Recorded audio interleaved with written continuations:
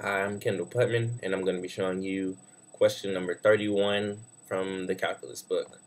Assuming that you already read the question, you need to find the maximum white space area for the banner.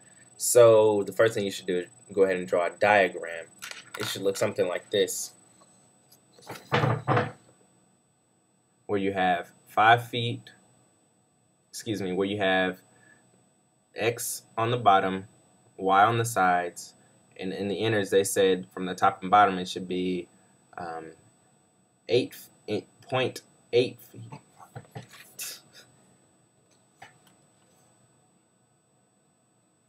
From the top and bottom it should be 8 inches, and from the sides it should be 6 inches. Also, and the first thing you need to do, since they said they wanted to be 27 feet squared, you need to change from inches to feet. So go from 6 inches, which is half a foot, and 8 inches, which is 2/3 of a foot.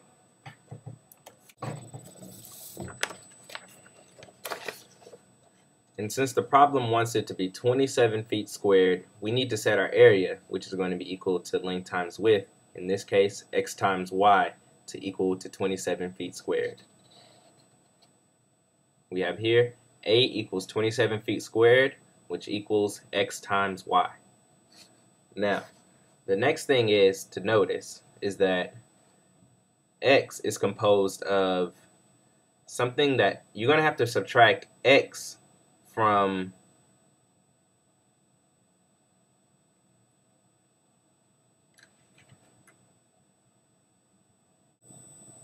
in order to get the area of the white space in the middle to maximize. We need to see that it is going to be x minus the 1/2 foot on this side and the 1/2 foot on this side. So it's going to be x minus 1. Also, you have the same thing for the y. You're going to have y minus the 2/3 foot on this side and the 2/3 foot on this side, which is equal to 4/3. This will give you the length and width of the inside white space. So our equation should then be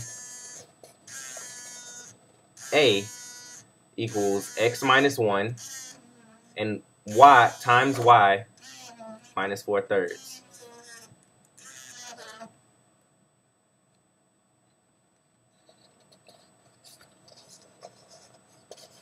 Now, because we are unable to do this equation with just x and y, because they're two separate variables, we need to find x in terms of y.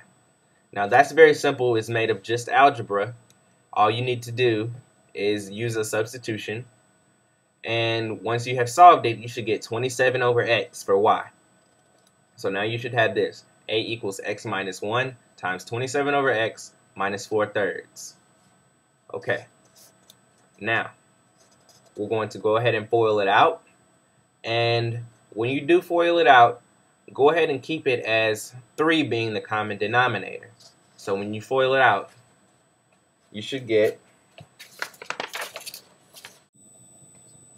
hi, I'm Kendall Putman, and I'm going to be showing you the next problem in this math book. I believe it's number 39.